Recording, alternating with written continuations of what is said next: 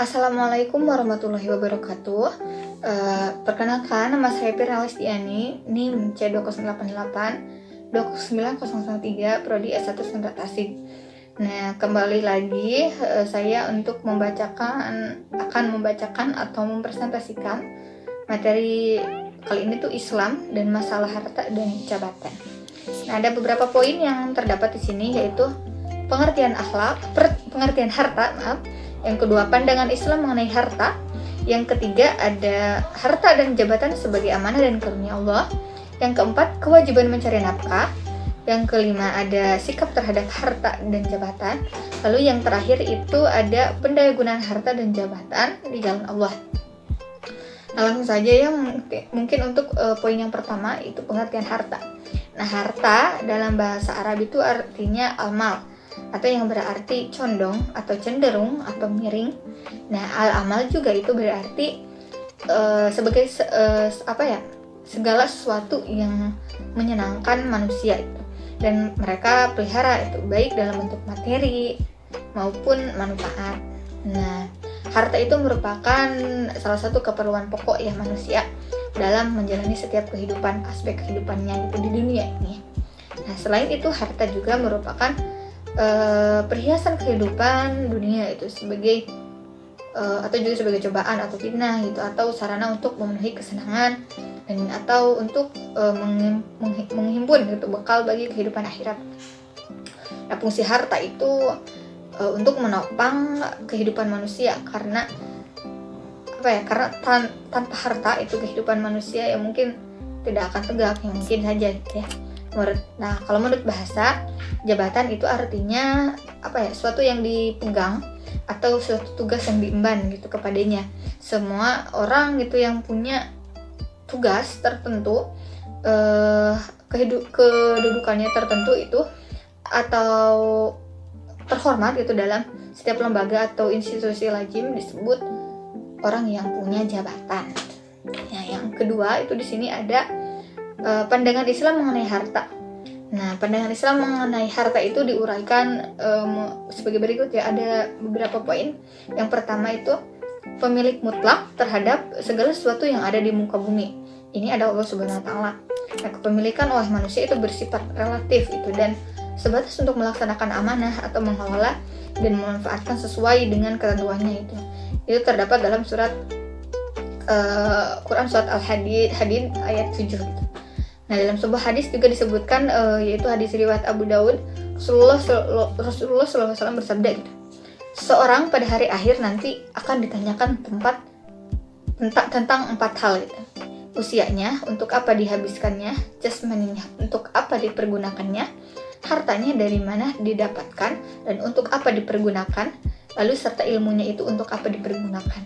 Nah, yang poin kedua, status harta yang dimiliki manusia adalah sebagai berikut. Harta itu sebagai amanah atau titipan dari Allah Subhanahu wa taala. Dan manusia hanyalah pemegang amanah karena mereka tidak mampu mengadakan benda dari yang ada menjadi tiada atau dari yang tiada menjadi ada. Harta sebagai penghiasan dunia itu. Harta dan anak adalah penghiasan kehidupan di dunia. Terdapat dalam Quran surat Al-Kahfi ayat 26. Nah, di sini juga terdapat beberapa kutipan-kutipan atau dari ayat-ayat mengenai harta itu gitu. Pandangan Islam mengenai harta itu akan saya ambil mengenai dari ini Quran surat At-Taghabun ayat 15, yaitu harta itu sebagai cobaan sesungguhnya. Hartamu dan anak-anakmu hanyalah cobaan bagimu, dan di sisi Allah lah pahala yang besar. Nah, yang selanjutnya, materi selanjutnya ada harta dan jabatan sebagai amanah dan karunia Allah. Dalam Al-Quran itu banyak disebutkan atau banyak yang menggambarkan tentang jabatan itu, baik yang menunjukkan kebaikan seperti ayat-ayat tentang Nabi Yusuf maupun yang menunjukkan keburukan seperti ayat-ayat tentang Fir'aun. Nah, Karun dan sebagainya. Nah, dalam surat Al-Haqqah Allah Subhanahu wa taala menyatakan bahwa pejabat yang tidak beriman itu di akhirat kelak akan mengatakan bahwa lepas sudah jabatannya itu atau yang sewaktu-waktu dunia itu ia miliki itu. Mengatakan bahwa sudah tidak memiliki jabatan tersebut itu mungkin ya. hakikat harta dan jabatan adalah merupakan amanah dan karunia Allah gitu. Disebutkan sebagai amanah Allah karena harta dan jabatan itu didapat bukan semata-mata karena kehebatan seorang, tetapi karena berkah dan juga karunia Allah dari Allah Subhanahu wa taala juga.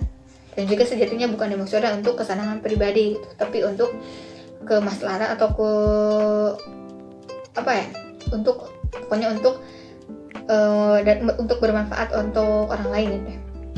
Nah, karena harta dan jabatan adalah amanah, maka kita itu harus mampu untuk menjaganya dan menjalaninya dengan baik serta dipelihara dan dilaksanakan dengan benar gitu. Nah, sebab suatu saat itu akan dipertanggungjawabkan di hadapan Allah Subhanahu wa taala gitu ya.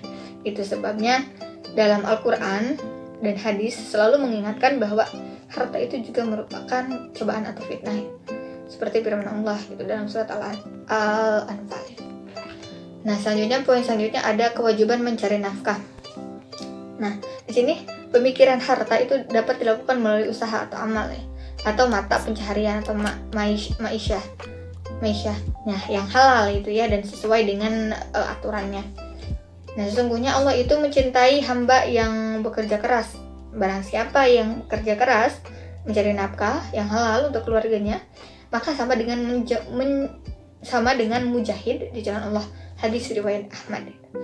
Nah, di sini banyak sekali hadis-hadis yang menceritakan atau mengingatkan mengenai kewajiban mencari nafkah itu.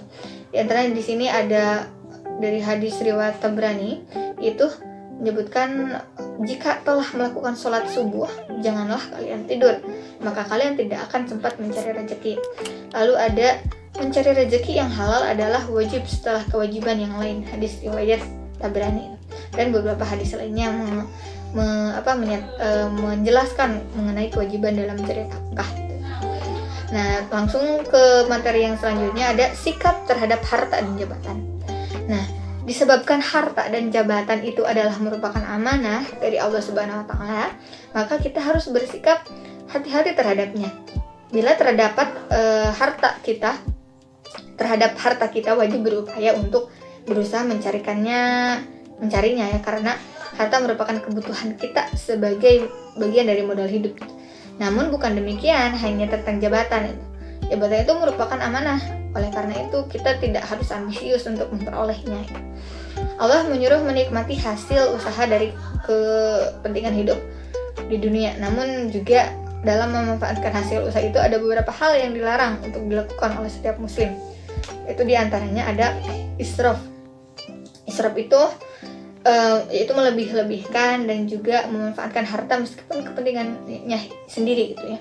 Maka jadi kalau menurut yang Quran surat Al-A'raf ayat 31 yaitu makan dan minumlah tetapi jangan berlebih-lebihan. Sesungguhnya Allah tidak senang kepada orang yang berlebih-lebihan. Quran surat Al-A'raf ayat 31. Jadi israf itu mengingatkan untuk pengertiannya itu untuk tidak berlebih-lebihan dalam suatu hal, dalam segala hal gitu. Cukup saja untuk misalkan untuk diri sendiri ya harus tahu gitu kita batasannya. Yang kedua ada tazir atau boros. Nah, arti menggunakan harta itu sesuai yaitu tidak diperlukannya untuk menghambur-hambur gitu. Kalau tidak butuh kita maka jangan gitu ya. Sesungguhnya pemborosan itu adalah saudara setan, dan setan itu adalah sangat kafir atau ingkar terhadap Tuhannya. Quran surat Al-Isra ayat 26 dan 27. Lalu yang ketiga ada khalifah. Itu wajib menjalankan hukum Allah dan Rasulnya, baik terhadap amal diri sendiri maupun terhadap jalannya pemerintahan. Nah, bagi yang mempunyai kompetensi atau keahlian dalam mempunyai visi dan misi yang maslahat yaitu untuk kelak itu dalam jabatannya, maka boleh meminta jembatan dengan ketentuan bahwa ia juga tidak boleh terlalu percaya akan keahliannya itu. Sebaiknya jabatan atau menjaga amanah itu baik yang tidak punya kompetensi atau keahlian.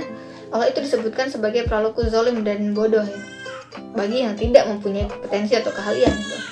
Ketika seorang menjabat suatu instansi atau organisasi atau apapun itu, tetapi dia tidak memiliki keahlian atau potensi gitu untuk menjabat tempat tersebut misalkan ya, maka mungkin itu akan timbul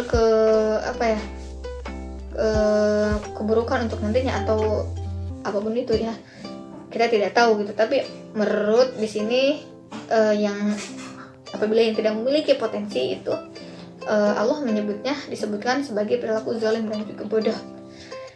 Nah, sebagai firman Allah nih dalam surat Yusuf ayat 54 dan 55, yaitu bawalah Yusuf kepadaku agar aku memilih dia sebagai orang yang rapat kepadaku. Maka tatkala raja telah bercakap-cakap dengannya, dia berkata, sesungguhnya kamu mulai hari ini menjadi seorang yang berkedudukan tinggi lagi dipercayai pada sisi kami gitu. Dan yang ke 55 itu, jadikanlah aku bendahara negara Mesir, sesungguhnya aku adalah orang yang pandai menjaga lagi berpengetahuan.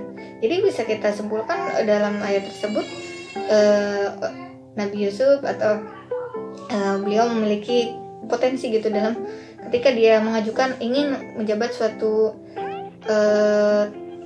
bendahara, karena dia memiliki potensi atau keahlian itu menjaga lagi berpengetahuan gitu ya.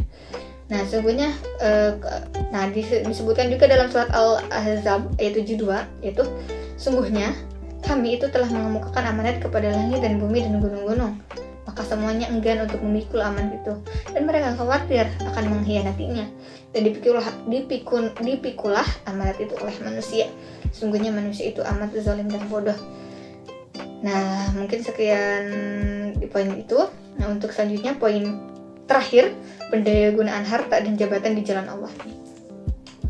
Nah, di sini jelaskan bahwa banyak sekali ayat-ayat di sini yang menjelaskan mengenai materi ini atau yang menyinggung mengenai materi ini, itu dalam surat Al-Imran Al-Munafikun ayat 10, yaitu ya Robku, mengapa engkau tidak menangguhkan atau kematianku sampai waktu yang dekat, yang menyebabkan aku dapat bersedekah dan aku termasuk orang-orang yang saleh. Apabila harta itu dibelanjakan di jalan Allah ya, maka kebaikan atau pahala akan mengalir terus sehingga dapat dikatakan sebagai aset yang permanen gitu. Terutama apabila yang dibelanjakan itu bertahan lama, jat atau yang disebut sebagai wakaf itu. Nah, ini sesuai dengan sabda Nabi Muhammad Sallallahu Alaihi Wasallam yang berbunyi dari Abu Hurairah berkata, Nabi Sallallahu Alaihi Wasallam bersabda, apabila manusia telah meninggalkan dunia, maka terputuslah pahalanya, amalannya, kecuali dari 3 hal, yaitu ilmu yang dimanfaatkan, sedekah yang mengalir untuknya, atau soleh yang mendoakan anak-anak soleh yang mendoakannya untuk kebaikannya. Hadis riwayat Az-Zarimi dan Tirmizi. Nah, di sini itu mengenai pandangan harta dan jabatan di jalan Allah ya.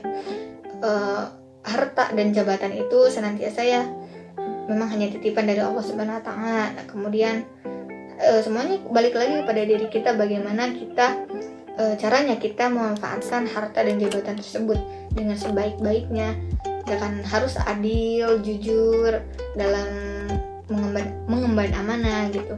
Jika seorang mempunyai atau menduduki suatu jabatan yang ya sudah dipercayakan kepada dia gitu dari Allah, kemudian sebaik-baiknya dilakukan untuk kemaslahatan nantinya gitu, untuk masyarakat atau dalam suatu organisasi untuk anggota-anggotanya gitu, atau untuk masyarakat dirinya sendiri juga gitu ya. Jadi semuanya harus diingat kembali, mungkin kembali lagi kepada Allah. Apapun yang kita lakukan semuanya harus diingat lagi kepada Allah. Ketika sulit atau senang, berterima kasih dan memohon pertolongan kepada Allah gitu ya. Semuanya tidak luput dari itu. Nah, mungkin sekian yang dapat saya sampaikan mengenai materi kali ini, yaitu materi Islam dan maslahat harta dan jabatan. Mungkin mohon maaf ya apabila banyak sekali kesalahan yang saya sampaikan dan kekurangan. Mudah-mudahan ini menjadi suatu yang manfaat bagi saya sendiri dan bagi umumnya, bagi para pendengar. Mungkin sekian, wabillahi taufiq wal hidayah. Wassalamualaikum warahmatullahi wabarakatuh.